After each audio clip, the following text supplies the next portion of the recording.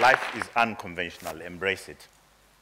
I was going to say, life is unconventional, get used to it. Life is unconventional, get on with it. My wife thought embracing it sounds sounds gentle and I'm basically going to tell you the story of my life. And in telling you the story of my life, I'm going to share with you the lessons that my life has taught me. Somebody said, the video that was shown, that don't call me normal. And one thing I agree with that is, what is normal life? What is a conventional life? And looking through my life, I realized that life is unconventional, and we need to embrace it. I was born in Bulawayo, Zimbabwe's second largest city. I'm the firstborn in a family of 6.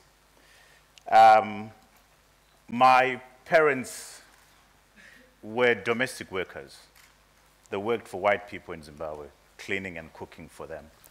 They didn't have any education, but they valued education when it came to their children. They needed to work to send us to school, and they couldn't do that with us living with them in the townships of Bulawayo. So they sent us into the rural areas to live with our grandparents. And life was tough in the rural areas. And one thing that affected me when I was growing up is the fact that I was a coward. I'm still a coward. And it's so difficult to be a coward when you are the firstborn in a family of 6. When you have siblings looking up to you to defend them. So you can imagine what effect that had in my life in terms of humbling me. I was the subject of bullying in the rural areas, unable to protect myself and unable to protect my siblings. My grandparents were very poor. That means they didn't have donkeys and cattle. They had chickens and goats. And as you know, there's very little you can do in the rural areas with chickens and goats. You need donkeys and cattle to be able to do anything. I remember the hunger that we suffered in the rural areas. And I'm not dramatizing this. We went for days without food. And one thing that I want to share with you, we used to use salt. We would dilute salt in water to use as relish with our mealie meal porridge. We dilute sugar in water to use as a relish with our mealie meal porridge. We went to school without shoes. And my wife and I visited a school that I went to 3 weeks ago. And my parents did happen to get some money and bought me a pair of shoes. But because I wasn't used to having shoes, I put them under a tree. And the next time I went to that tree, the shoes had gone. Somebody had taken them. So I was back to being without shoes. So that room, that house that you see, that used to be our bedroom out in the rural areas. Those were my humble beginnings in the rural areas. What are the lessons that I walk away with from that kind of environment? I find myself in life betting for the marginalized and the poor, betting for the downtrodden, sorry. I find myself so consumed by associating with the voiceless. My upbringing taught me humility, particularly in the rural areas. It taught me hard work. It taught me the love for people. I find myself in my life fighting for justice, fighting for fairness, fighting for equality, transparency and accountability. And I think this is that coward in me who feels that he needs to rally around those that are being bullied. And late in life, I find myself doing this. And she was talking about Manchester United and the English League. I think that's the reason why I support Arsenal and not Manchester United. primary education, I started primary education in the rural areas, like I told you. And this is the thing that some people, when I tell the story, don't believe. I was as dull as people come. I was absolutely not an intelligent kid. As a result, teachers hate you. They hated me because the teachers hated me because I was dull. But there was something that I was consistent in. I was consistent in being the last person in class. If there were 35 kids, when the results came out, I'll be the number 35. If there were 36, I'll be number 36. That was me. I was very consistent when it came to that. I had a grade 1 teacher who I've not forgotten up to now, and as fate would have it, 3 weeks ago when we went to the rural areas, I saw this lady, and she was presiding over the function that I'll share with you later on. This woman beat me so hard. She beat me so hard because I couldn't read, I couldn't write, okay? And the only way that she thought she could teach me was to beat me. And, you know, spellings didn't make sense to me. How does B-O-Y become boy? And one time she beat me so hard that I was bleeding. My backside was sore. I couldn't sit for a number of days. I went home. My grandfather was so angry. My grandfather wanted to go to the school and deal with this woman. My grandmother protested and said, if you do that, his life is going to be ruined at school. Stay, he'll be all right. Guess what? I later on found out in life that I'm actually dyslexic. And I also suffer from malapropism, which means B-I-T and B-E-A-T to me can mean the same thing. But I'm sure you know it doesn't, or they don't. So I confuse words and so forth, but I can't spell. Thank you to Microsoft Word. I can now fake it, you know. And then I had a teacher in my 4th grade. She was pregnant. I don't hold anything against pregnant women, but she was pregnant and she hated me with a passion. She could not stand my face. She accused me of being ugly.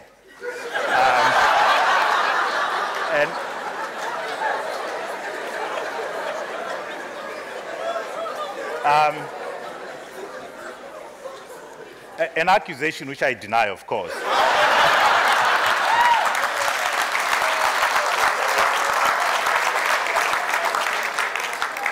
And my wife is there to confirm that. So this is what she would do. She would say to me, you guys are sitting facing this side. She didn't want to look at me. I had to face, and I sit and face the exact opposite of where the rest of the class was sitting. And this is what she said. She didn't want to give birth to a child who was as ugly as me.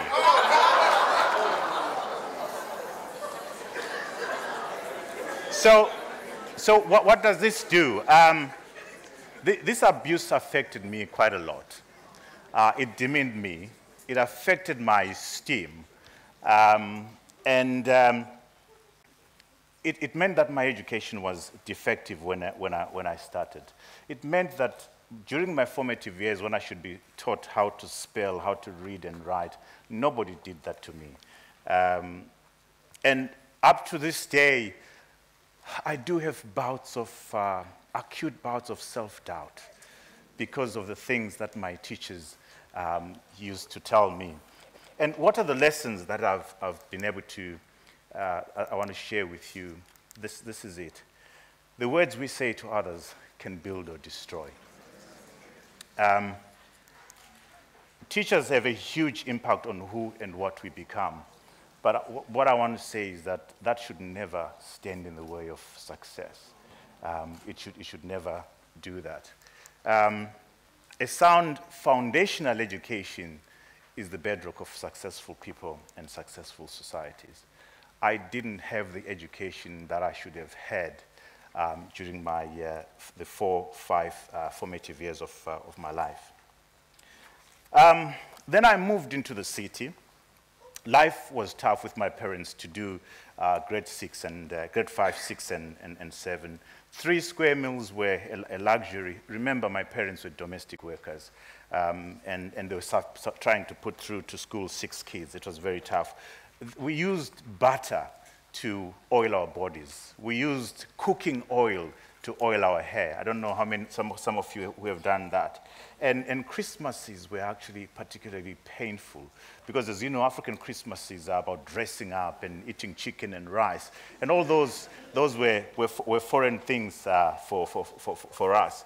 That's how I grew up. Then my turnaround happened when I was in 5th grade. And it was because of a teacher called Mr. Bafundi Mpofu. For the first time in my life, this man said to me, "You have potential.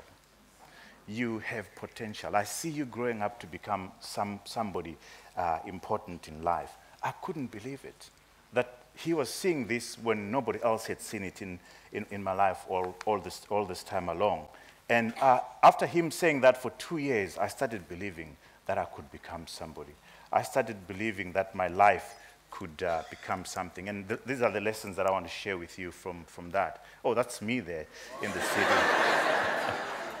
As you can see, things are beginning to happen.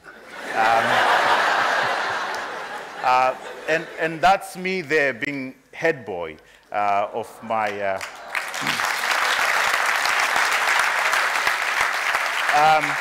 and the lessons are these. Teachers can build or destroy. I found a teacher that built me. We all need someone who believes in us. We all need affirmation. And we all need to affirm others. And again, I go to the issue of teachers. Good teachers are an indispensable part of building strong societies. Very, very important. I went to university. I wanted to do law. I missed law by 1 point. I had 7 points. They took 8 points. And that was, as my daughter would say, the worst day of my life. Isn't it the case that when we're going through tough times, sometimes we think that's the worst day of your life? But guess what? There are worse days ahead. So it looked like it was the worst day of my life, but it wasn't. Imagine if I had become a lawyer. I would have made a terrible lawyer. Thank God I didn't. My life as a journalist has been absolutely unconventional. I'm not a trained journalist. I've never been to journalism school. I got into journalism by, it's God's chance. It's God's doing. It's God wanting me to get into journalism. But I got into journalism because somebody wanted somebody to anchor a television program in Zimbabwe. Without television experience, I was picked up and I anchored a television program in Zimbabwe for 13 weeks. It was hugely successful, prime time in Zimbabwe, and it launched my journalism and television career. It made me a household name in Zimbabwe. And then it was whilst I was doing that program that I got spotted by the owners of a newspaper company in Zimbabwe, and they approached me to be an assistant editor of their newspaper. I accepted the job. I rose in 7 years. I became the editor-in-chief. And then they fired me. They fired me because they accused me of being anti-Mugabe. I didn't like Robert Mugabe, they said, and the stories were very anti-Robert Mugabe. So I found myself in the streets, as it were. And these are the lessons that I want to share from that. That's me at university, by the way. And that's me in journalism. The lessons, comfort zones. I got fired. I was taken away out of my comfort zone. I would not be in front of you today if I had not been fired. How many of you are in comfort zones and are so comfortable that you can't think outside those comfort zones? Sometimes it's important for us to be fired. Sometimes it's important for us to be divorced. and I had the opportunity to meet the person that fired me, and I had lunch with him, and I said, "Thank you for firing me." Because if you had not fired me, I wouldn't be where I am right now. So, yeah, we need to do that. I've been arrested, by the way. I've spent time in prison. I've had my passport seized. I've gone to court to fight for my passport. I've had my citizenship withdrawn. I've gone to the High Court to fight for my citizenship. You know, conventional wisdom would say that I'm courageous. But what I want to say to you is, if life becomes unconventional to you, what do? Do you run? Do you hide? Do you quit? No, you can't quit. You can't hide. You can't run. If we want to be effective in life and have an impact in life, we got to stand up. But this is the point, that if those in power persecute cowards like me, guess what they do? They turn us into martyrs. They turn common people into martyrs. That's what happens. One thing that I'm quite passionate about is technology. And the other thing I wanted to share with you is, when you get fired, the phone doesn't ring, by the way. Nobody calls you.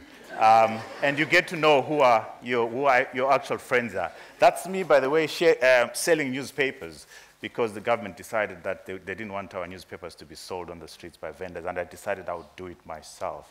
This is the coward in me.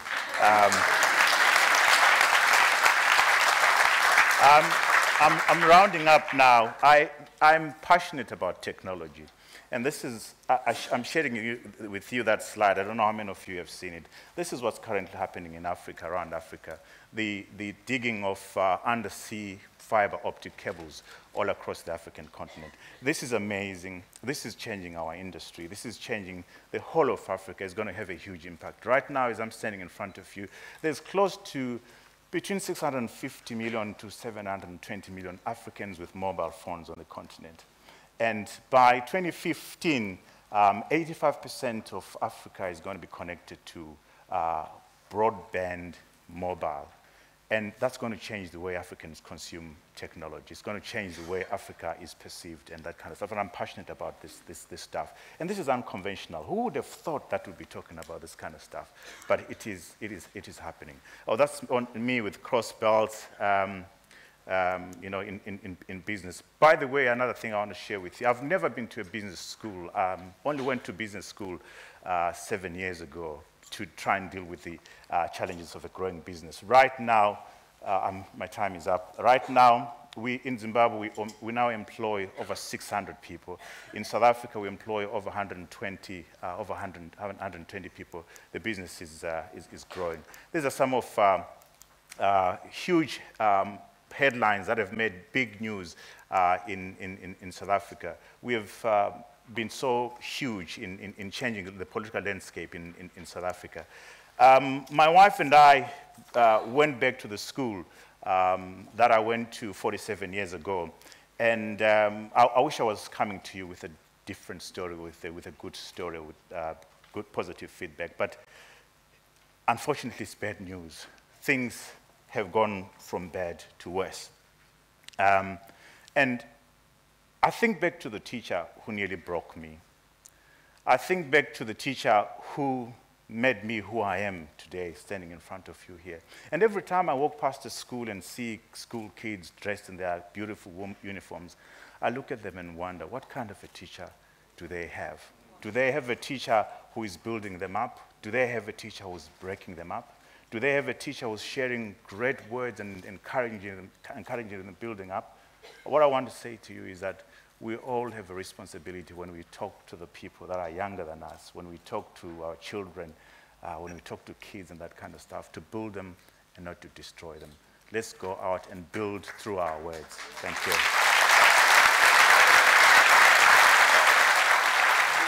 you.